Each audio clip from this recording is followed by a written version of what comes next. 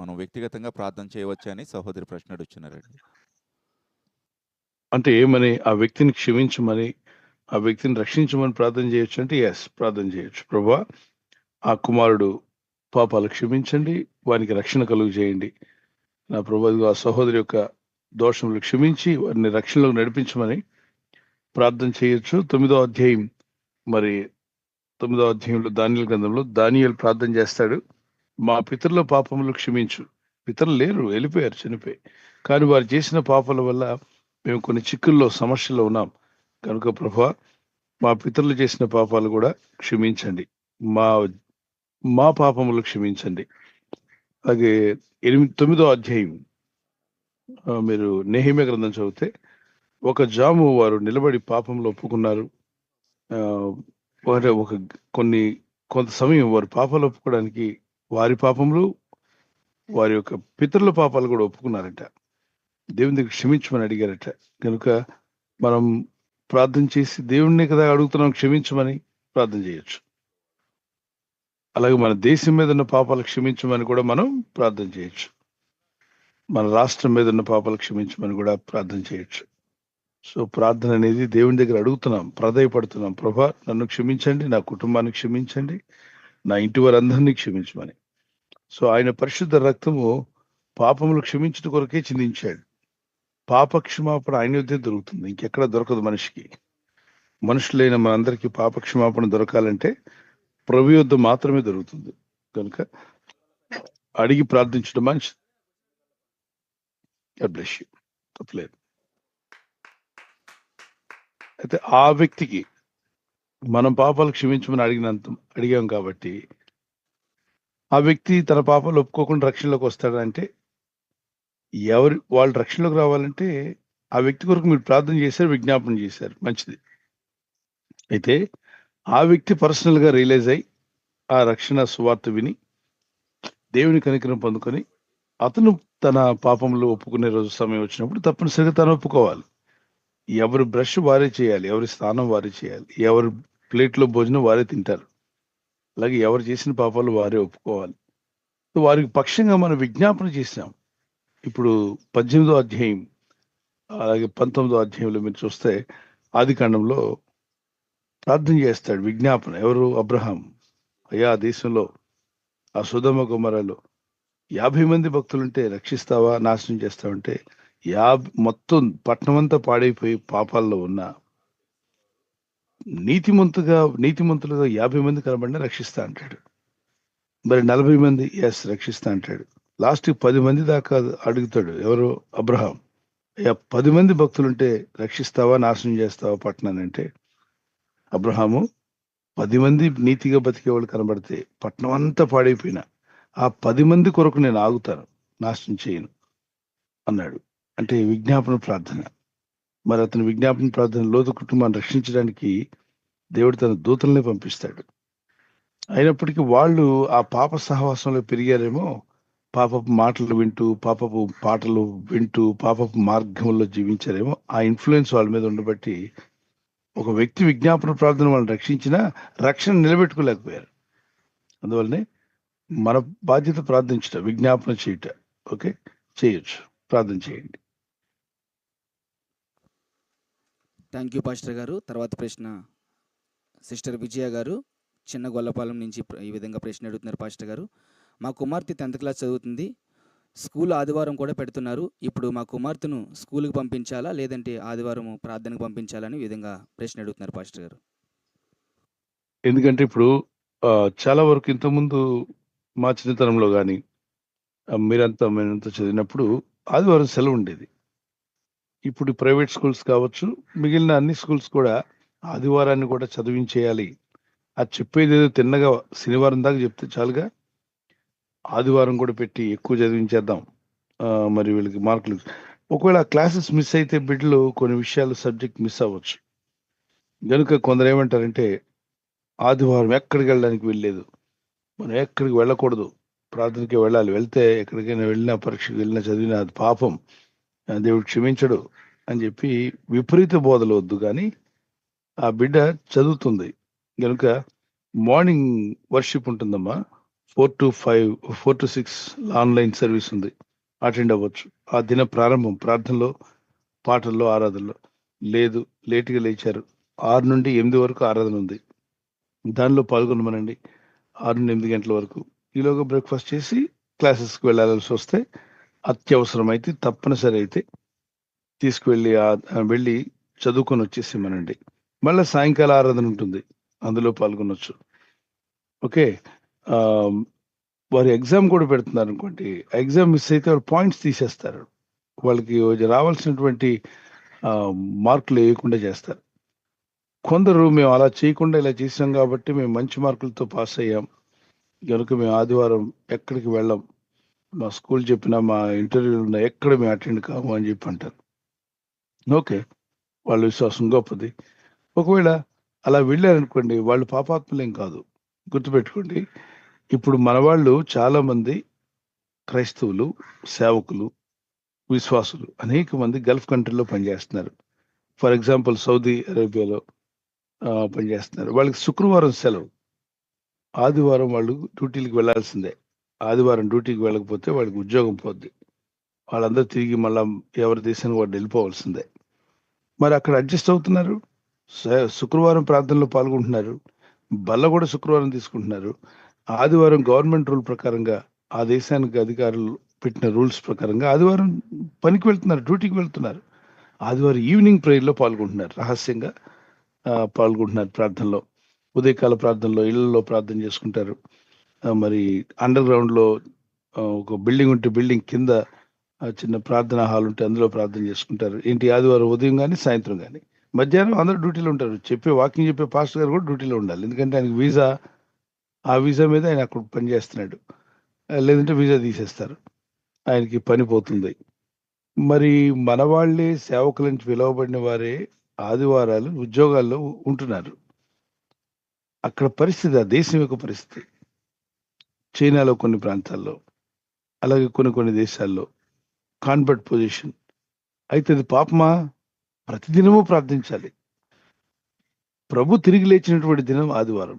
ఇప్పుడు మన దేశంలో ఖచ్చితంగా మనం ప్రార్థనలో పాల్గొనే అవకాశం ఉంది.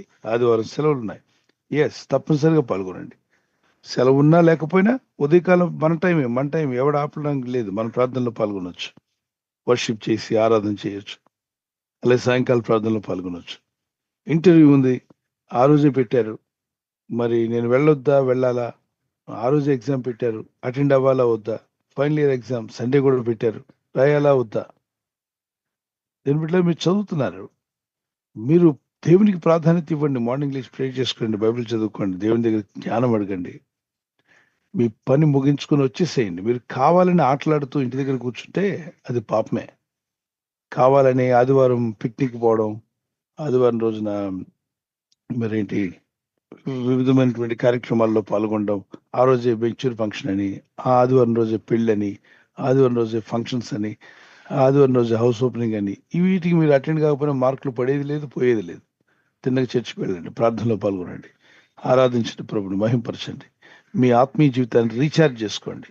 వాక్యం వినటం ద్వారా, ప్రార్థించడం ద్వారా, వాక్యం ధ్యానించడం ద్వారా మీ విశ్వాసాన్ని బలపరచుకోండి. Okay, God bless you.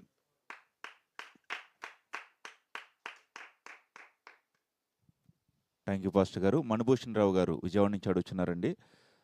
వారు చిలకరింపు బాప్తిసం పొందుకున్నారంట. ఇప్పుడైతే దేవునిలో పూర్తిగా తెలుసుకోవడానికి ఈ ప్రార్థనల ద్వారా ఎంతగానో ఆత్మీయ బలపడడానికి దేవుడు కృప చూపించారు. ఇప్పుడు నేను సంపూర్ణ బాప్తిసం ఇప్పుడు తీసుకోవచ్చా, లేకపోతే చిలకరింపు బాప్తిసం సరిపోతుందని అడుగుతున్నారండి. ఇక్కడ బాప్తిసం అనే మాటకు అర్థం ఏంటంటే to immerse into water, to dip into water, అంటే నీటిలో ముంచబడుట, నీటి నుండి బయటికి రావాలి.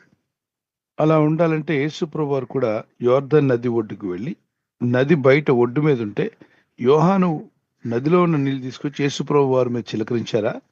యేసుప్రభు వారు కూడా నదిలోకి నడిచారా? అంటే యేసుప్రభు నది నీటిలోకి నడిచారు.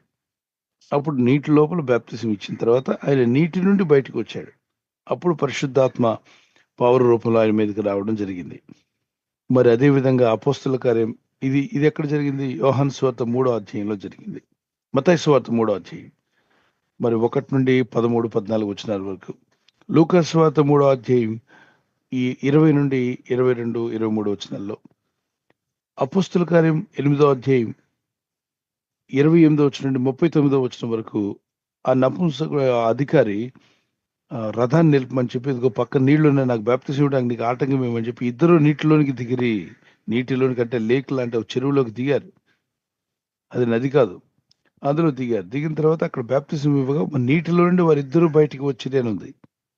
ఇప్పుడు చిలకరింపు అయితే ఆయన అధికారి కదా, మీరు ఎందుకు సార్ లోపలికి వస్తారు, ఉండండి, ఒడ్డు మీద ఉండండి అని చెప్పి ఈయన ఒక కప్పులో నీళ్లు తీసుకొచ్చి చిలకరించేవాడు కదా. అలాగా రోమన్ క్యాథలిక్ చర్చిలో చేస్తూ ఉంటారు. అక్కడి నుండి బయటకు వచ్చినప్పుడు రిఫార్మేషన్ జరిగింది. లూథరన్ అనేటువంటి దైవభక్తుడు ఆ రిఫార్మేషన్ తీసుకొచ్చారు. అయితే ఆయన పుట్టింది పెరిగిందంతా రోమన్ క్యాథలిక్ బ్యాక్గ్రౌండ్ లో. ఆ ప్రభావాలు ఆయన మీద ఉన్నాయి. ఆయన రిఫార్మేషన్ తీసుకొచ్చినప్పటికీ కొన్ని విషయాలు ఆ ఆ పాత అలవాటు ప్రకారంగానే కొనసాగాయి అన్నమాట. అయితే దాన్ని బ్యాప్టిస్ట్ అనేటువంటి వాళ్ళు వచ్చినప్పుడు దాన్ని బ్యాప్టిజం అనేది ఇస్తేనే కరెక్ట్ అని చెప్పి తీసుకొచ్చారు. ఓకే, ప్రత్యక్షతలు, రెవల్యూషన్స్ రివీల్ అయినప్పుడు వాక్యాన్ని గమనించుకొని, అవును కదా, వాక్యంలో రాయబడినప్పుడు ఒక వాక్యం కాదు 4-5 వాక్యాలు దాన్ని ఎస్ అని ఇచ్చినట్టు, తీసుకున్నట్టు, మరి ఇవ్వబడినట్టు ఉన్నట్లయితే అది వాక్యాన్ని పాటించడం మంచిది. అయితే చిలకరం బ్యాప్టిజం పొందిన వాళ్ళు పరలోక రాజ్యం వెళ్ళలేదా అలా జడ్జిమెంట్ చేయడానికి లేదు. వాళ్ళు ప్రభువైన యేసుక్రీస్తునందు విశ్వాసం ఉంచినప్పుడు నశింపక నిత్య జీవం పొందుదురు అని ఉంది. వారికి ఆ వాక్యం వివరించబడి ఉండకపోవచ్చు. వారి అవగాహన లేకుండానే ప్రభుని నమ్ముకొని నేను బాప్తిజం పొందాను, మా సేవకులు చెప్పారు కదా అని చెప్పి విశ్వాసంతో వారు జీవించి ఉండొచ్చు. వారి ఆత్మలకి రక్షణ ఖచ్చితంగా ఉంటుంది. ఎందుకంటే వారు ఆ విధంగానే నమ్మారు ప్రభుని. అప్పుడు నాయకులు చెప్పవలసింది అది. ఇప్పుడు మీకు మీరుగా చదివినప్పుడు, గ్రహించినప్పుడు మీకు అర్థమైపోయింది నీటిలో ముంచి తీసుకోవడం అనేది కరెక్ట్ అని. అప్పుడు మీరు వెళ్ళండి, అయ్యా ప్రభువారు నీటిలో మునిగి తీసుకున్నారు, ఆ అపోస్తులందరూ నీటిలో ముంచి ఇచ్చారు, అక్కడ వాళ్ళందరూ కూడా ఇచ్చినట్టు, తీసుకున్నట్టు, మునిగినట్టు, బయటకు వచ్చినట్టు ఉంది కదా, మరి నాకెందుకు అలా ఇవ్వరు? యోహాను సువార్త 3వ అధ్యాయం 1 నుండి 5 వచనం వరకు, ఒకడు దేవుని రాజ్యంలో ప్రవేశించాలంటే నీటి మూలముగాను ఆత్మ మూలంగాను జన్మించాలని ఉంది కదా. మరి నాకు నీరుంది, నీరు లేని చోట ఏంటండి అంటారు. నీరు లేని చోట గురించి మాట్లాడదాం, ముందు నీకు నీళ్లు ఉన్నాయిగా. మరి నీళ్లు ఉన్నప్పుడు నువ్వు ఎందుకు లోపట్టలేదు? నీ ఇంటి పక్కన చెరువు లేదా, లేదా కాలువలు లేవా, నీరున్నటువంటి బాప్టిజం ట్యాంక్ లేదా? అడవిలో ఉన్నోడు సంగతి, అరే నువ్వు ఇప్పుడు అడవిలో ఉన్నావా, నువ్వు ఎడారిలో ఉన్నావా? ఎందుకు అలా మాట్లాడాలి? వాక్యం అనేది ఎక్కడుందో దాన్ని అర్థం చేసుకొని లోబడ్డానికి ప్రయత్నించేది, కానీ దానికి వ్యతిరేక మాటలు చెప్పి దాన్ని తప్పించుకోవడానికి చూడొద్దు. ఓకే, తీసుకోవాలని మీ ఆత్మలో అనిపించింది, వాక్యం చదివారు, ఫుల్ఫిల్ చేయాలనుకున్నారు, చేయండి, వెళ్ళండి, బాప్తిజం అడగని పాస్టర్ గారిని ఇస్తారు, తీసుకునండి, దేవుని కృపలో వర్ధిల్లండి. God bless you.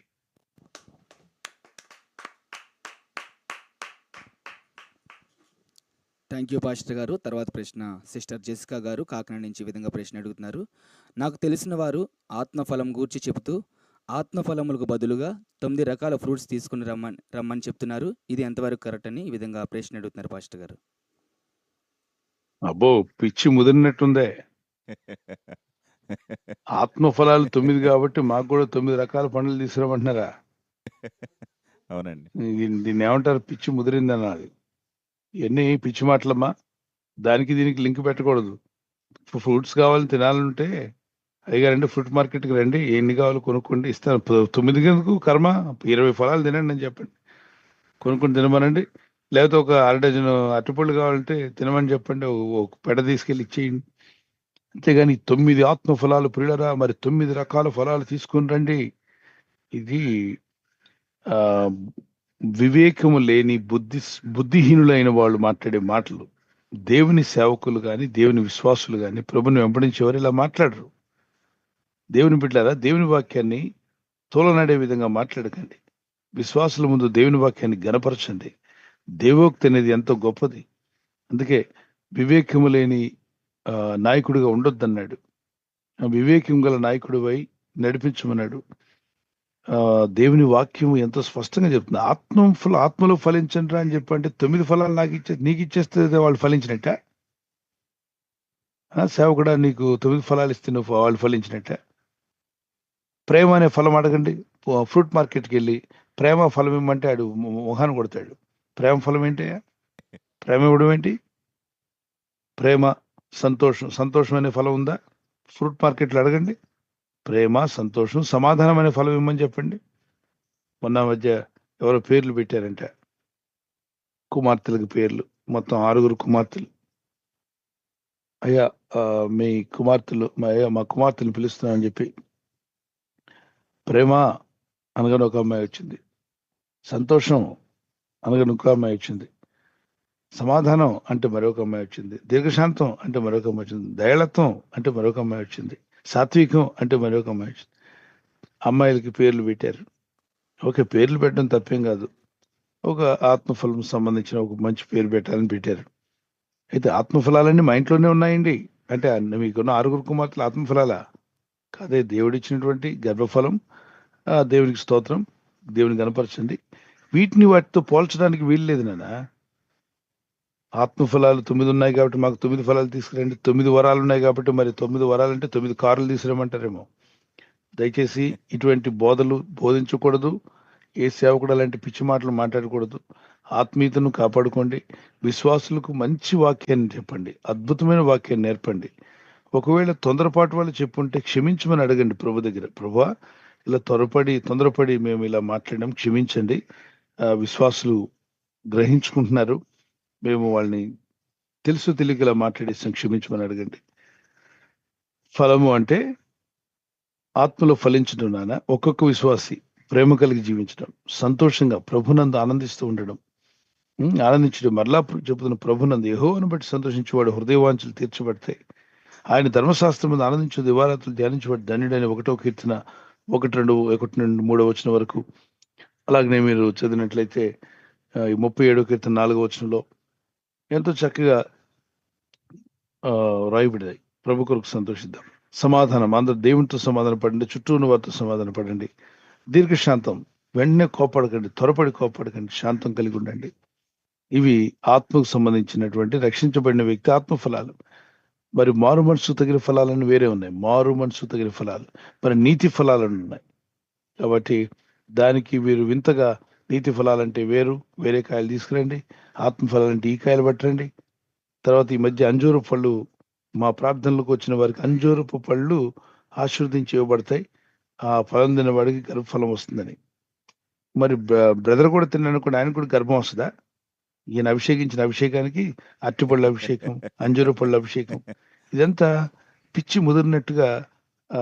దేవుని సేవకులు, దేవుని పిల్లలు అలా చేయకూడదు. ఎక్కడైనా అపోస్తలుడైన పౌలు కానీ, పేతురు కానీ, మన ఆత్మీయ పితరులు వారు చేసినట్టు పత్రికల్లో ఉందా? క్రొత్త నిబంధనల కాలంలో మనం ఉన్నాం. ఈ కాలంలో దేవుడిచ్చిన సేవకులు పేతురు, యోహాను, యాకోబు, అపోస్తలులు, 9-11 మంది శిష్యులు. తోమా గారు భారతదేశానికి వచ్చారు, కేరళ రాష్ట్రంలో సేవ చేశారు. ఎప్పుడన్నా ఆ విధంగా పళ్ళను ఆశీర్వదించి ఇచ్చి, ఈ తినండి మీకు గర్భఫలం వస్తుంది, నేను అభిషేకించాను, ఈ పండులో దేవుని అభిషేకాన్ని పంపించాను కాబట్టి ఈ పండు తింటే మీకు ఫలం వస్తుందని చెప్పారా? లేదే. మరి లేని మాటలు ఎందుకు పుట్టిస్తున్నారు అంటే, ఎవరు డూప్లికేట్, ఎవరు ఒరిజినల్? బైబిల్లో ఉన్న వాళ్ళు ఒరిజినల్. వాళ్ళు చెప్పిన విధానంలో, ఆ కట్టడలో, అపోస్తుల బోధ ప్రకారంగా జీవించమన్నాడు. అపోస్తుల డాక్ట్రిన్ దేవుడు వారికి నేర్పాడు. వారు చెప్పిన విధానాన్ని పాటించాలి సంఘాల్లో. అంతేగాని మనకు తోచిందంతా పళ్ళను అభిషేకించేస్తాను, పళ్ళల్లోకి అభిషేకాన్ని పంపించేస్తున్నాను. ఆ పంటలో పంపించేది మనిషిలోకి పంపించవచ్చు కదా. నీకు ఆ కెపాసిటీ ఉంటే అట్టిలో పండులోకి పంపించి మళ్ళీ అట్టి పండు వీళ్ళు తిని దానిలో ఉండి వీళ్ళకి రావడం ఎందుకు? తిన్నగా మనిషిలోకి పంపించు. అంటే అది లేదు కాబట్టే ఈ అబద్ధాలు, ఈ ప్రలోభ పెట్టే మాటలు, మిస్ప్రైజింగ్ వర్డ్స్. నిజమైన దైవ సేవకులు ఎప్పుడు ఇలాంటి తొందరపాటు మాటలు మాట్లాడరు. 32 సంవత్సరాల సేవా జీవితంలో నేను చూశాను. యథార్థమైన దైవజనులు ఎంతో మంది చూశాను. వాళ్ళకి అన్ని దేవుడిచ్చిన, ఎప్పుడు తొందరపాటు మాటలు లేవు వాళ్ళలో. వాక్య ప్రకారంగా చూసుకున్నారు, ప్రార్థన చేశారు, నేర్పించారు. అద్భుతమైన సంఘాలు కట్టబడ్డాయి. నిజమైన విశ్వాసం తయారు చేశారు ప్రభు కొరకు. అది నిజమైన సేవకుల యొక్క పరిచర్య. అలా వెళ్ళడమే మంచిది. God bless you. ఇప్పుడు మీకు ఎవరైనా చెప్పుంటే వారిని విమర్శించొద్దు కానీ అయ్యో పాపం వారు అర్థం చేసుకోలేకపోతున్నారని వారి కోసం ప్రేయర్ చేయండి, గ్రహించుకునే మనసు ఇవ్వాలని. అన్ని తెలిసి చేస్తుంటే ఖచ్చితంగా వాళ్ళు తప్పు చేస్తున్నట్టే. ఆ విధంగా ఇప్పుడు కూడా విశ్వాసులను ఫలాలు అడుక్కోకండి. మీకు అవసరం ఉంటే, ఎవరైనా ఫలాలు అవసరం ఉంటే అక్కడ చెప్పండి, ఇక్కడ మీటింగ్ జరుగుతుంది, ఫలాలు తీసుకురావాలంటే తీసుకురావచ్చు పిల్లరా, స్వీట్లు తేవచ్చు అంటే తీసుకురావచ్చు, అందరికి పంచుదాం. అందరూ మా ఇంట్లో నుండి మేము తీసుకొస్తాం, మీ ఇంట్లో నుండి మీరు పెట్టండి. ఆ ప్రేయర్కి వచ్చిన వాళ్ళందరికీ పంచేయండి. అట్లోకి అభిషేకాన్ని నెట్టి, అభిషేకాన్ని దానిలో నుండి వాళ్ళ మనుషుల్లోకి వెళ్ళి, ఇది ఎక్కడ, ఇది ఓవర్ యాక్షన్ కదా, అభిషేకం అట్టిపొడిలోకి ఎందుకయా?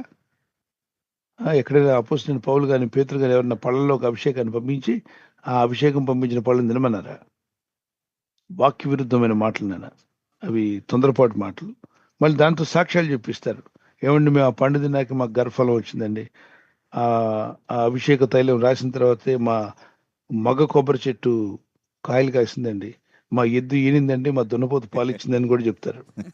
ఈ తప్పుడు ఆ సాక్ష్యాలు విన్న అమాయకులు ఉంటారే, అమ్మో దున్నపోతు పాలు ఇచ్చిందంట, ఆ అయ్యగారు తైలాభిషేకం మా దున్నపోతుకు కూడా రాద్దాం, మా చెట్టుకు కూడా పోద్దాం. ఇక్కడ మనం చూడండి, బాబాలు అనేవాళ్ళు ఎంతోమంది తిట్టే బాబా, తన్నే బాబా, సిగరెట్ బాబా, మరి ఏంటిది ఉమ్మూసే బాబా, వాళ్ళ దగ్గరికి జనాలు పోయి నిలబట్టలా. ఎన్నిసార్లు పేపర్లో టీవీలో వస్తున్నాయి వార్తలు, తిడుతున్నాడు అతని దగ్గర, పచ్చిబుద్ధులు తిడుతున్నాడు, అతని దగ్గరికి తిట్టించుకొని వస్తున్నారు. మరికొందరు ఒక ఆయన చుట్టతో కాల్చే బాబు అంట, చుట్టు తాగుతున్నాడు, దగ్గరికి వచ్చి లైన్లో నిలబడడం, ఎక్కడ పడితే అక్కడ మొహం మీద ఎక్కడ దగ్గర కాలుస్తాడు, కల్పించుకొని వస్తున్నారు. తన్నే బాబా కూర్చుంటాడు, ఆయన దగ్గరికి నిలబడక తన్ను బాబా అన్నట్టు చూస్తూ ఎగురుతంతాడు, ఎక్కడో దగ్గర తన్నించుకొని వస్తున్నారు. కొందరేమో ఆయన కూర్చుంటే ఆయన పాదం తీసి వాళ్ళ నెత్తిమీ పెడుతున్నాడు. దేవుని బట్టి ఎన్ని వింత వింత అంటే చూడండి, మనుషులకి వివేకం ఉండాలి. బుద్ధిహీనులుగా మనం ఉంటే మనల్ని ఆడించే వాళ్ళు ఎంతో మంది ఉంటారు. మనం వివేకవంతులుగా బుద్ధిమంతులుగా ఉంటే ఎవరి ఆటకు లోబడినక్కర్లా. 2 రోజులు 36 అంటే తల ఊపాడంటే నీకు లెక్కలు రాదని అర్థం. 2 రోజులు 44 అని చెప్తే దానికి కూడా ఎలా తల ఊపుతావు? అందుకే చదివిన వాడు 2 రోజులు 34 ఎందుకు అవుతుందండి, 2 రోజులు 2 2s are 34 ఎందుకు అవుతుందండి, 2 2s are only 4 కదా, ఎందుకు మీరు అబద్ధాలు చెప్తున్నారు అని నిలదీయాలంటే చదువు వచ్చి ఉండాలి. అందుకే వాక్యం వచ్చి ఉంటే తప్పు చేసే వాడిని నిలదీయొచ్చు. ఇది కరెక్ట్ కాదు కదా, ఎందుకు అలా మాట్లాడుతున్నారు బ్రదర్, ఎక్కడుంది వాక్యంలో, అది వాక్యానుసారం కాదని చెప్పడానికి అవకాశం ఉంటుంది. కానీ బైబిల్ సరిగా చదవక, నేర్చుకోక, ప్రశ్నించక, వాళ్ళు ఏం చేసినా పర్వాలేదు, మళ్ళీ ఏమన్నా అంటే దేవుడు ఏమైనా శపిస్తాడేమో, ఇది భయాలు ఒకటి పెట్టుకుంటారు. తప్పుడు బోధ చేస్తున్న వ్యక్తిని మనం నిలదీస్తే దేవుడు శపించడు, ఇంకా మెచ్చుకుంటాడు మనం. Okay, God bless you. సరిచేయండి.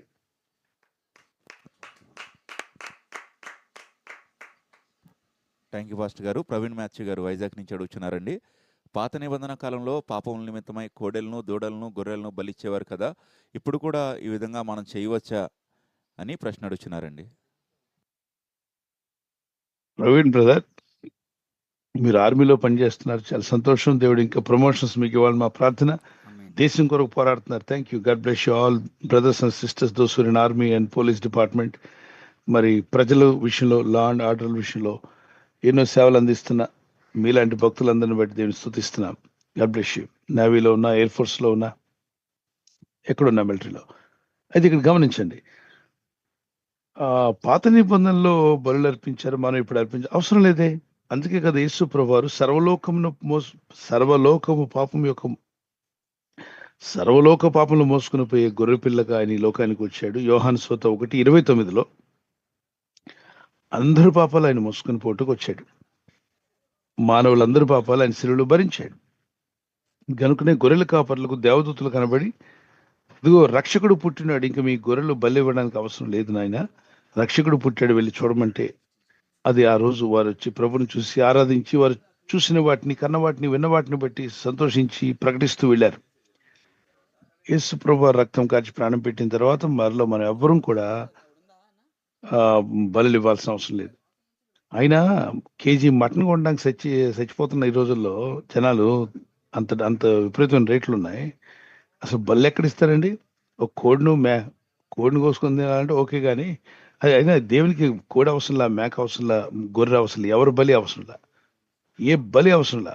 ఆయనే సృష్టికర్త దేవుడే మానవులందరి కొరకు శిలువలో రక్తం కార్చి ప్రాణం పెట్టి బలి ఇచ్చాడు. ఇప్పుడు కోడి రక్తం, మేక రక్తం, జంతువుల రక్తం కన్నా పరలోకం దిగి వచ్చిన రక్తం, పరిశుద్ధ రక్తమైన యేసు రక్తం ఉండగా ఈ జంతువుల రక్తం ఎందుకండి?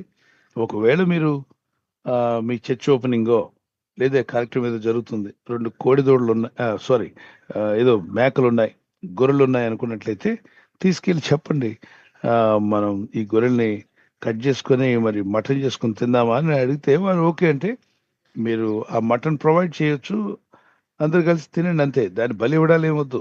యేసు ప్రభువా దీన్ని బలిస్తున్నామంటే దేవుడు మనల్ని బలి ఇచ్చేస్తాడు. జాగ్రత్తగా ఉండండి, ఎవరు ఆ పని చేయకూడదు, దేన్ని బలి ఇవ్వకూడదు, ఏ పక్షి బలి, ఏ జంతువు బలి అవసరం లేదు. దేవుడు వాటిని నేను బలులను కోరట్లేదు, కనికరమనే కోరుచున్నాను అన్నాడు.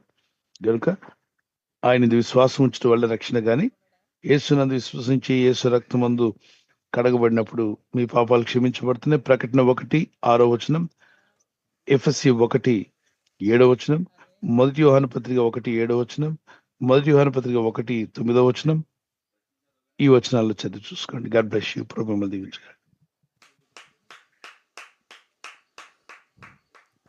థ్యాంక్ యూ పాస్టర్ గారు. ఒక చిన్న బాబు ప్రవీణ్ గారు ఈ విధంగా ప్రశ్న అడుగుతున్నారు పాస్టర్ గారు తాడేపల్లిగూడ నుంచి. దేవుడు భూమిని సృష్టించక ముందు మనం ఎక్కడున్నాం అనే విధంగా ప్రశ్న అడుగుతున్నారు పాస్టర్ గారు.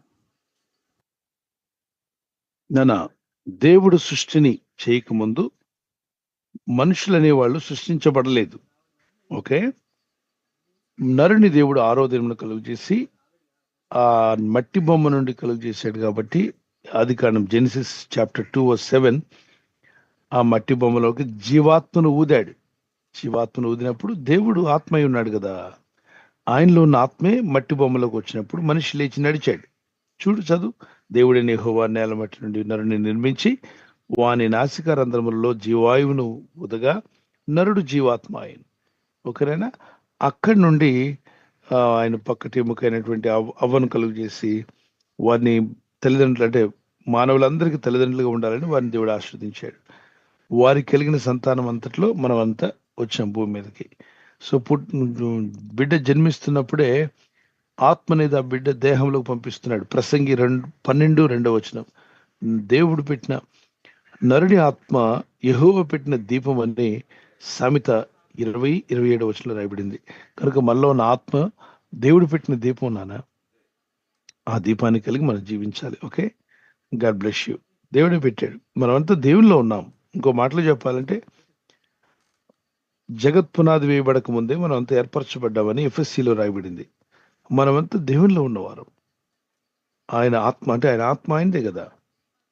ఆ తర్వాత ఆయా సమయాల్లో ఎవరికి ఇవ్వబడిన టైంలో వారి ఆత్మలు ఆ దేహంలోకి వచ్చి మనం ఇక్కడ భూమి మీదకి వచ్చాం. మళ్ళీ ఈ దేహాన్ని విడిచిపెట్టి వెళ్ళిపోతాం ప్రభు యుద్ధకు. God bless you. Very good.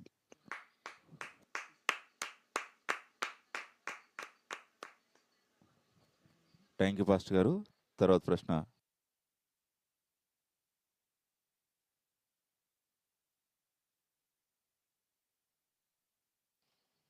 Rajani గారు గుంటూరు నుంచి అడుగుతున్నారండి. అన్య భాషలతో స్తుతిస్తున్నప్పుడు ఎక్కువగా స్తుతించలేకపోతున్నాను, అనేక ఆలోచనలు వస్తున్నాయి. అన్య భాషలతో ఎక్కువసేపు దేవుని స్తుతించాలంటే ఏ విధంగా స్తుతించాలి అని ప్రశ్న అడుగుతున్నారండి. ముందు మీరు స్తుతించాలన్న ఆసక్తి మీకుంది, అందును బట్టి దేవునికి స్తోత్రం. స్తుతించాలన్న ఆసక్తి మీకు కలిగి ఉండడమే చాలా సంతోషకరమైన విషయం. స్తుతించండి. తెలుగు భాషలో స్తుతించండి, అన్ని భాషలో వస్తే అన్ని భాషలో స్తుతించండి. చక్కగా అన్ని భాషలు మాట్లాడుకుంటూ దేవుని కనపరచండి. ఇంకా పనులు ఉన్నాయి, ప్రార్థన అయిపోయింది, ప్రార్థన టైం అయిపోయింది, ప్రేర్ చేసేసుకున్నారు, పని చేసుకుంటున్నారు. పాటలు పాడుతూ నేను ఆత్మలో పాడుదును, మనసుతో పాడుదును, ఆత్మలో ప్రార్థిస్తాను, మనసుతోనూ మనసుతో చేయడం అంటే అర్థం చేసుకుని అర్థమయ్యే భాషలో ప్రార్థన చేయడం. ఆత్మలు అంటే అది అర్థం కాదు మీకు, అయినా కూడా మీ ఆత్మలో ప్రేర్ చేస్తున్నారు. మనుషుడు ఎవడు గ్రహింపడనుంది. కొంతమంది అయోమయం అనుభవం లేని అయోమయాలు కొంతమంది. ఏమండి, అర్థం కానప్పుడు ఎందుకు మాట్లాడాలండి? నీకెందుకయ్యా? నీకెందుకు? దేవుడిచ్చాడు. ఆత్మలో మాట్లాడుతున్నప్పుడు నా మనసు ఫలభరితం కాదని అపోస్తలుడైన పౌలే చెప్పాడు. ఆయన అనేక సంఘాలు కట్టిన దైవజనుడు, భాషల గురించి వివరించిన దైవజనుడు. ఏం చెప్పాడంటే, నా ఆత్మలో ప్రార్థన చేస్తే నా మనసు ఫలభరితం, అంటే నా మైండ్కి అర్థం కాదన్నాడు. మాట్లాడేవాడికి అర్థం కాకపోతే నీకేంటి? ఇచ్చింది వరం దేవుడు. ఆ భక్తుడు మాట్లాడుతున్నాడు దేవునితో, మధ్యలో నీవెందుకు వస్తున్నావు నాకు అర్థం కాలేదని? సంఘములో నిలబడి మాట్లాడాలి. సంఘానికి బోధించాలంటే భాషల్లో బోధించొద్దు. తర్జుమా చేయడం వచ్చుంటే మాట్లాడు. ఇంటర్ప్రిటేషన్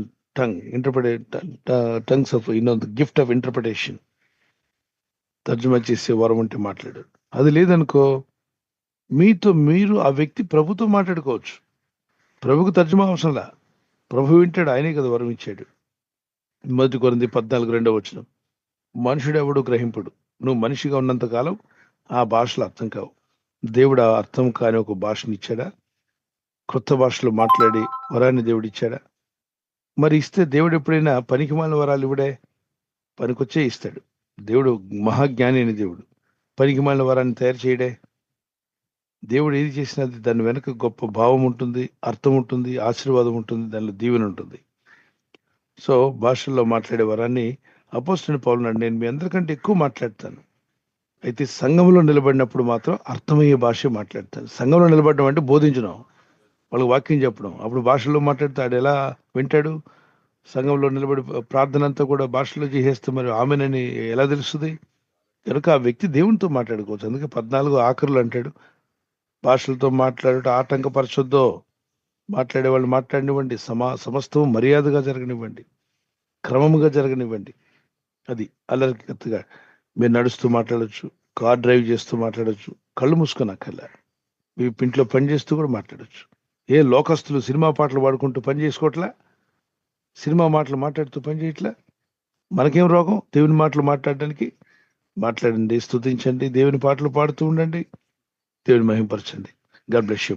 మీకు నా శక్తిని బట్టి దేవుని స్తుతిస్తున్నాను.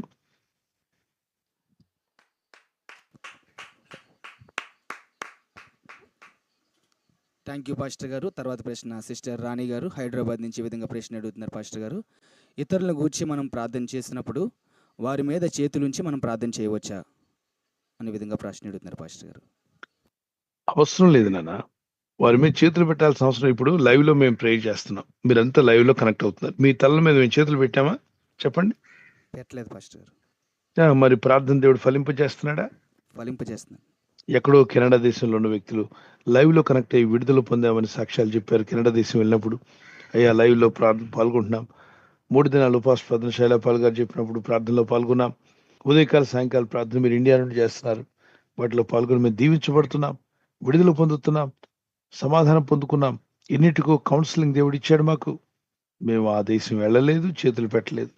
కానీ ఆ దేశం వెళ్ళినప్పుడు ఎంతో మంది సాక్ష్యాలు ఇచ్చారు. నా చేతులు పెట్టలేదే, అరటిపండు అభిషేకం చేయలేదే, అంజూరు పండు అభిషేకం చేయలేదు, వాళ్ళకి ఏ పండు ఇవ్వలేదు. అసలు వాళ్ళు ఎక్కడున్నారు, మనం ఎక్కడున్నాం? దేశాన్ని అవతలు ఉన్నారు. మరి ఇక్కడుండి ప్రే చేస్తే అక్కడ దేవుడు పని చేయలేదా? దేవుడు ప్రపంచం అంతటా ఉన్నాడు, ఆమేన్. ఆకాశంలో ఉన్నాడు, భూమి యందు ఉన్నాడు, అంతటా వ్యాపించున్నాడు.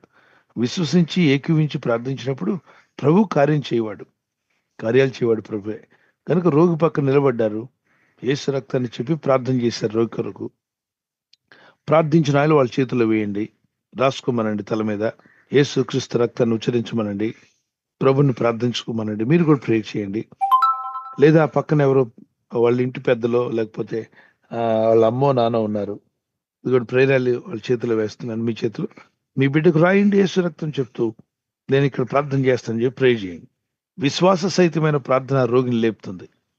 ఓకే, తొందరపడి ఎవరి మీద నేను చేతులు పెట్టకుడి, పరుల పాపంలో పాలువారు కాకుడి అని 1 తిమోతి 5వ అధ్యాయం 22 నుండి 25 వరకు. 1 తిమోతి 5:22. త్వరపడి ఎవరి మీద నాయను హస్త నిక్షేపణం చేయకము. అంటే చేతి హస్తం అంటే చెయ్యి, నిక్షేపణ అంటే హస్తం తల మీద చేయబెట్టడం. తొందరపడి ఎవరి మీద నాయను హస్త నిక్షేపణం చేయకము. పరుల పాపములలో పాలివాడవై ఉండకము. నీవు పవిత్రుడిగా ఉండినట్లు చూచుకొనుము. అంటే ఇక్కడ ఏంటి దీనిలో అర్థం? సడన్లీ ఎవరి మీద పడితే వాళ్ళ మీద చేతులు వేయకండి. Neither partaker of other man sins. ఆడేం పాపం చేసి ఇచ్చాడో ఒప్పుకున్నాడో లేదు తెలియదు, వాడి పాపం నువ్వెందుకు అంటించుకుంటావు అంటున్నాడు. కనుక తల మీద చేయి పెట్టకపోయినా ప్రభు మన ప్రార్థన వింటాడా వినడా? వింటాడు. ఇప్పుడు లైవ్ లో ఎంత మంది వింటున్నారు, వేల మంది. వాళ్ళందరినీ ప్రభు తాగట్లేదా? దైవజనుడి ప్రార్థన వింటలేదా? వింటాడు నాన్న. ఒకవేళ వాళ్ళు అడిగే ఉండొచ్చు, అయ్యా మీరే ప్రే చేయండి అంటే, ఇదిగోండి ప్రేరాలు ఇస్తున్నాం, రాసుకోండి తల మీద. పక్కన ఉన్న బంధువులకి ఇవ్వండి రాసుకుంటారు. ఒకవేళ అతను విశ్వాసి, ప్రభుని నమ్ముకున్నాడు, హాస్పిటల్లో ఉన్నాడు, ప్రభుని నమ్మిన బిడ్డ, విశ్వాసి, ప్రార్థనకు వస్తాడు, అతనికి బాగాలేదు, అప్పుడు సంఘ పెద్దలు నూనె రాసి ప్రార్థన చేయొచ్చు. ఓకే, త్వరపడి మాత్రం చేతులు అందరి మీద పెట్టకండి. గాడ్ బ్లెస్ యు నాన్న. కంగారు పడద్దు. ఒకవేళ మీకేదైనా ఎవరైనా మిమ్మల్ని భయపెడితే భయపడకండి. ఎవరి మీద చేయి పెట్టి ప్రేయర్ చేసేసారు, అయిపోయింది. ఇప్పుడు అదేదో శాపం, పాపం, మీరు దేవుడిని ఇంకా వదిలేశాడు మిమ్మల్ని, మీకు పరిశుద్ధాత్ముడు ఇంకా మీలోకి రాడు, ఇలాంటి తొందరపాటు మాటలు చెప్పి తీర్పులు తీస్తుంటారు. అవి నమ్మకండి. దేవుని సన్నిలో ప్రభు ఈ వాక్యం తెలియనప్పుడు నేను చేశాను, నాకు క్షమించండి, ఇక నుండి జాగ్రత్త పడతానంటే ప్రభు అంగీకరిస్తాడు. ఆయన మన డాడీతో మాట్లాడండి. God bless you.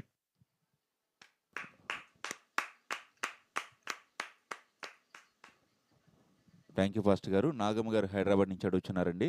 వారి భర్త గడిచిన నెలలో యాక్సిడెంట్లో చనిపోయారు. ఇతరులు మీ యొక్క ఇంటి వాస్తు సరిగ్గా లేకపోవడం ద్వారానే కుటుంబ యజమానిని మీరు కోల్పోయారు అని అంటున్నారు. వారికి సమాధానం ఏ విధంగా చెప్పాలని సహోదరి ప్రశ్న అడుగుతున్నారండి. అయితే అలా అన్న వాళ్ళని చెప్పండి, అంటే ఉచిత సలహాలు ఇచ్చేవాళ్ళు వీళ్ళందరూ కూడా. అయితే ఒక కొత్త ఇల్లు కొనిపెట్టమని చెప్పండి. మా ఇల్లు వాస్తు బాగాలేదన్నారు కదా, అర్జెంటుగా మీరందరూ చెప్పిన వాళ్ళందరూ తలా ఒక 2 లక్షలు ఇమ్మనండి. కొత్త ఇల్లు కొనుక్కుంటాం, పక్కన ఒక ఇల్లు ఉంది, అది కొనుక్కుంటాం, కనీసం ఒక ₹1,00,00,000 పెట్టి ఇల్లు కొనిమ్మనండి. పారిపోతారు, మీ దగ్గర రాను కూడా రారు. ఈ ఉచిత సలహాలు ఇచ్చే వాళ్ళకి ఉబలాటం ఎక్కువ, ఏది పడితే అది తీర్పు తీస్తుంటారు. ఇప్పుడు నేను చెప్తున్నాను, వాస్తు ప్రకారం ఉన్న ఇళ్లలో ఉన్న వాళ్ళ ఇళ్లలో ఉన్నాయో లేవో, చాలా మంది వాస్తు ప్రకారం కట్టుకున్నారా లేదా చెప్పండి. కట్టుకున్నారు పాస్టర్ గారు. ప్రభుని నమ్మని బిడ్డలు అనేక మంది వేరే మతాల్లో ఉన్నవారు వాస్తుని పాటించి కట్టుకున్నారా లేదా? కట్టుకున్నారండి. మరి వాళ్ళ ఇళ్ళలో ఎప్పుడైనా ఎవరైనా చనిపోయారా? చనిపోయారండి. ఎవడో చావకుండా ఉంటున్నాడు ఆ ఇళ్ళలో? వెళ్ళి అడగండి, వాస్తు ప్రకారం అండి మీ ఇల్లు అని అడగండి. అవునండి, వాస్తు ప్రకారం కట్టుకున్నామండి, ఎప్పుడు 50 ఏళ్ళ క్రితం. మీ ఇంట్లో ఎవరన్నా పోయారండి? అబ్బే పోలేదండి, మా తాత ఇంకా బతుకున్నాడు 200 సంవత్సరాలు. విన్నారా ఎప్పుడైనా? వాస్తు ప్రకారం కట్టుకున్న ఇంట్లో ఎవడన్నా 150 సంవత్సరాలు బతికాడా? లేదు పాస్టర్. 100 సంవత్సరాలు బతికాడా? లేదు. 60, 70, 80 వచ్చేసరికి ఎవరు బెల్లు వాళ్ళు కొట్టుకొని స్కూల్ బెల్ కొట్టినట్టు టక టక టక పోతున్నారే. మరి వాస్తు ప్రకారం కట్టుకున్నా ఉండట్లేదే. మరి యాక్సిడెంట్స్ అవుతున్నాయి, ఎంతో మంది యాక్సిడెంట్స్. 80% మన దేశంలో ప్రభుని నమ్మలేదమ్మా, 80% వరకు. మరి యాక్సిడెంట్స్ అయిన వాళ్ళు అందరూ క్రైస్తవులు కాదు కదా, 80% వేరే వాళ్ళే ఉన్నారు కదా, వాళ్ళందరూ వాస్తు ప్రకారం ఉంటున్నారు. మరి వాళ్ళకి ఎందుకు యాక్సిడెంట్లు అవుతున్నాయి? ఎందుకు ప్రమాదాలు జరుగుతున్నాయి? ఎందుకు పోతున్నారు? ఎన్ని ప్రమాదాలు, ఎంతమంది చనిపోతున్నారు ఒక రోజుకి, ఒక గంటకు, ఒక నిమిషానికి? ఇదంతా భ్రమపడి భయపెట్టే వాళ్ళ మాటలు, వాటిని నమ్మకండి. మీరు అన్నారు, మీరు చెప్పినప్పుడు విన్నాను, మీ భర్త గారు ప్రభులు ఎక్కువగా లేరని, అప్పుడప్పుడు ప్రభుని నమ్ముకుంటూ నా విశ్వాసం అయితే ఉంది కానీ దేవుని పట్ల ఆసక్తిగా ప్రార్థించేవారు కాదని, ఆసక్తిగా ప్రభు బలలో పాల్గొనేవారు కాదని విన్నాను. దయచేసి బిడ్డలారా అలా ఉండకండి. నమ్ముకున్న బిడ్డలు ప్రార్థనలో ఉండండి, ఆత్మీయంగా ఎదుగుదల కలిగి ఉండండి, చర్చికి వెళ్ళండి, వాక్యాలు వినండి. ప్రమాదాలు అనేవి పలు విధాలుగా జరుగుతాయి నాన్న. అన్నిటికీ దేవుడు చేశాడని కానీ, వాస్తు చేసిందని కానీ నమ్మకండి. నడిపేటప్పుడు రోడ్డుకు కొన్ని రూల్స్ ఉంటాయి. ఆ రూల్స్ ఆదమరిచి నడిపించిన, అయోమయంగా నడిపించిన, కొన్నిసార్లు మనం మంచిగా నడిపించిన ఎదుటి బళ్ళు వచ్చి తగులుతుంటాయి. అందుకే వాడు సరిగా ఉండడు. కాబట్టి దేవా, ఎలాంటి రోడ్డు ప్రమాదాలు జరగకుండా కాపాడమని ప్రార్థన చేసుకోవాలి, దేవదూతల కాపుదలు అడగాలి. అదేవిధంగా మనం కూడా భద్రంగా ఉండడానికి ప్రయత్నం చేయాలి. ఒక అతను వెహికల్ ఉంది, 15 సంవత్సరాలు వాడాడు. ఆ వ్యాన్ మనం కొన్నాం, వ్యాన్ మీద ఒక గీత లేదు. ఏంటి బాబు అని అడిగాం. అయ్యా, నేను పలానా డ్రైవర్ని పెట్టామండి, అతను చాలా భక్తి కలిగిన వాడు, పద్ధతి కలిగిన వాడు, తొందరపడి డ్రైవ్ చేయడు, అతను డ్రైవింగ్లో ఎవరికి ఎలాంటి యాక్సిడెంట్ జరగలేదని. వాళ్ళ అన్న ఉన్నాడు, వాడికి ఏ బండి ఇచ్చినా 3 రోజుల్లో మూతి 3 ముక్కలు చేస్తాడు. ఆ బండి మూతి 3 వంకరలు పోద్ది. ఒకే తల్లి బిడ్డలు, ఒకడేమో భద్రంగా నడిపిస్తాడు, ఒకడేమో అయోమయంగా నడిపిస్తాడు. ఇప్పుడు చెప్పండి, ఇద్దరు చర్చికి వెళ్ళేవాళ్ళే. ఒకడు బండి ఏమో ఏ బండి ఇచ్చినా దాని షేపులు మారిపోతాయి, ఆయనకు ఉద్యోగం పోద్ది. అంటే పద్ధతిగా నేర్చుకోలేదు, నాకు తెలుసులే అనేటువంటి తొందరపాటు. ఇతనేమో డ్రైవింగ్ స్కూల్కి వెళ్ళి 2 సార్లు 3 సార్లు జాయిన్ అయ్యాడట. ఎందుకంటే ఇతనికి ఇది బాగా మంచి ప్రాక్టీస్ చేసుకుని నేను డ్రైవ్ చేయాలనుకున్నాడు. చూసారా, ప్రాక్టీస్ మేక్స్ మ్యాన్ పర్ఫెక్ట్.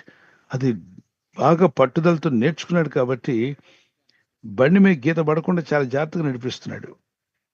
కనుక కొన్ని మార్లు చిన్న చిన్నవి తేడాలు వచ్చినా అవన్నీ వాస్తవాల్లో లేకపోతే ఏదో శాపం వల్ల వచ్చిందని అనుకోకండి. ప్రార్థన చేయండి, భద్రత కలిగి ఉండండి, దేవుని కాపుదల కోరుకోండి. ఇప్పుడు చనిపోయిన వాళ్ళందరూ వాస్తు బాలేక చనిపోయిన అటువంటి ఆ, అనుమానపు మాటలు వినకండమ్మా. ప్రార్థించి ఆ ఇంట్లో దేవుని బాగా స్తుతించండి. మీరున్న ఇల్లు నీవు ఈ లోకానికి వెలుగు అన్నాడమ్మా. ఇప్పుడు వెలుగు వచ్చినప్పుడు ఎవరు పారిపోతారు? చీకటి పారిపోద్దా ఉంటుందా? చీకటి పారిపోతుందండి. చెప్పండి చీకటి పారిపోతుంది పాస్టర్ గారు. కదా. మరి మీరు ఈ లోకానికి వెలుగన్నప్పుడు మీరు ఏ గదిలోకి వెళ్ళినా అది వాస్తు బాలేని ఇల్లైనా వాస్తు బాగోని ఇల్లైనా మీరు అడుగు పెడితే చీకటి పారిపోవాల్సిందే. ఆమేన్. కనుక నువ్వు లోకానికి వెలుగై ఉన్నావమ్మా. దేవుని కాపుదల్లో మీరుండి మీ కుటుంబాన్ని దేవుడు ఓదార్చి మీ బిడ్డలను మీ కుటుంబాన్ని నడిపించును గాక. ఆమేన్. ఉచిత సలహాలు ఇచ్చే వాళ్ళతో వినకండి ఆ మాటలు. ఒకవేళ అంత బాగా సలహా ఇస్తే చెప్పండి, మీ సలహా పాటించాలనుకుంటున్నాను, 10 లక్షలు ఇవ్వండి, పక్క ఇల్లు కొనుక్కుంటా అని చెప్పండి. పారిపోతారు మీ దగ్గర నుండి. దయచేసి ఇలాంటి మాటలు వినొద్దు, మోసపోవద్దు. ఇంట్లోకి గాలి వెలుతురు వస్తుందా లేదా చెక్ చేసుకోండి. మంచి గాలి రావాలి, వెలుతురు రావాలి. కొంతమందికి ఈ చలికాలం అని చెప్పి కిటికీలు వేసే ఉంటాయి. ఈ 3 నెలలు కిటికీలు తీరు, పగటిపూట తీయండి, వెలుతురు లోపలికి రానివ్వండి. లోపల సూక్ష్మజీవులు చస్తాయి, ఆరోగ్యం బాగుంటుంది. ఒకవైపు ఒక డోరే ఓపెన్ చేస్తారు, గోడంలో ఉన్నట్టుగా ఉంటారు. అన్ని డోర్లు కిటికీలు ఓపెన్ చేసి కొంచెం గాలి లోపలికి బయటకు వెళ్ళి ఫ్రెష్ ఎయిర్ వచ్చేలా చూసుకోండి. రాత్రికి కావాలంటే డోర్లు క్లోజ్ చేసుకోండి, చలి గాలి రాకుండా. డే టైం మీకు చలి ఉండదు కాబట్టి డోర్స్ ఓపెన్ చేసుకోండి. అంతే, వెంటిలేషన్ ఉంటే చాలు, మనకు వాస్తులు అక్కర్లేదు. God bless you. క్రీస్తు యేసునందున్న వారికి ఏ శిక్షా విధి లేదు. రోమపత్రిక 8వ అధ్యాయం 1-5 వచనం వరకు, 2 కొరింథీ 5వ అధ్యాయం 17 వచనం. మనము మరి మీకు ఏది ఎంత మాత్రం హాని చేస్తున్నాడు? వాస్తు హాని చేస్తుంది, మరి మీకు అమావాస్య హాని చేస్తుందని చెప్పలా ప్రభు. ప్రభునందు ఉన్న వారికి ఏది ఎంత మాత్రం హాని చేయదని వాక్యం చెప్తుంది. ఇది యూట్యూబ్లో ఉంది పిల్లరా, ఇది చదువుకోండి. క్రైస్తవులు వాస్తు నమ్మవచ్చా అనే మెసేజ్ యూట్యూబ్లో ఉంది. దానికి నెంబర్ ఇవ్వండి నాన్న. నెంబర్ ఇస్తే వారు ఈజీగా దాన్ని చూసుకోవడానికి ఒక నెంబర్ కూడా కనిపిస్తుంది, మీరు చూడొచ్చు. Okay, God bless you. ఆ నెంబర్తో మీరు ఆ మెసేజ్ మొత్తం వినండి. ప్రభు మీకు తోడే ఉండుగాక. ధైర్యంగా ఉండండి అమ్మా. థ్యాంక్ యూ పాస్టర్ గారు.